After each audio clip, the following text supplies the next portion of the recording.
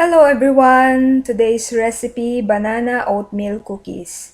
Perfect for snacks.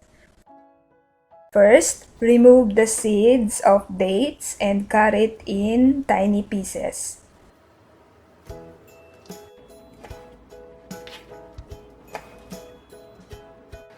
In a bowl, add the bananas and smash it. You can add sugar if you want, but for me, the sweetness of ripe banana was enough.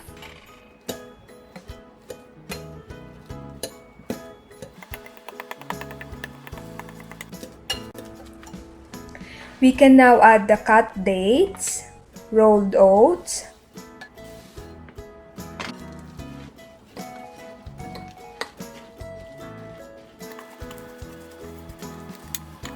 cinnamon powder, unsalted butter,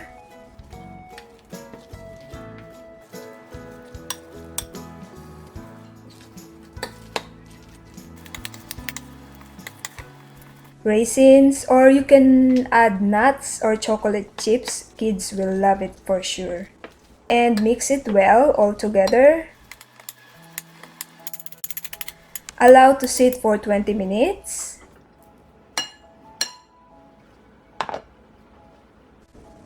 After 20 minutes, ready to bake. Spread some cooking oil on cooking paper.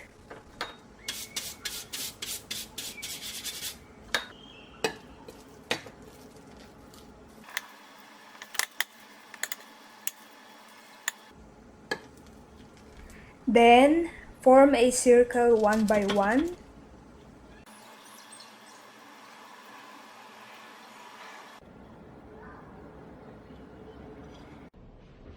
Bake it 175°C for 18 minutes.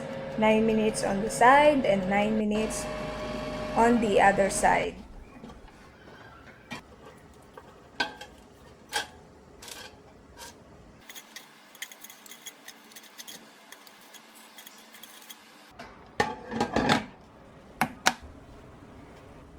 Then I start also to bake the remaining. I made 10 pieces of cookies all in all.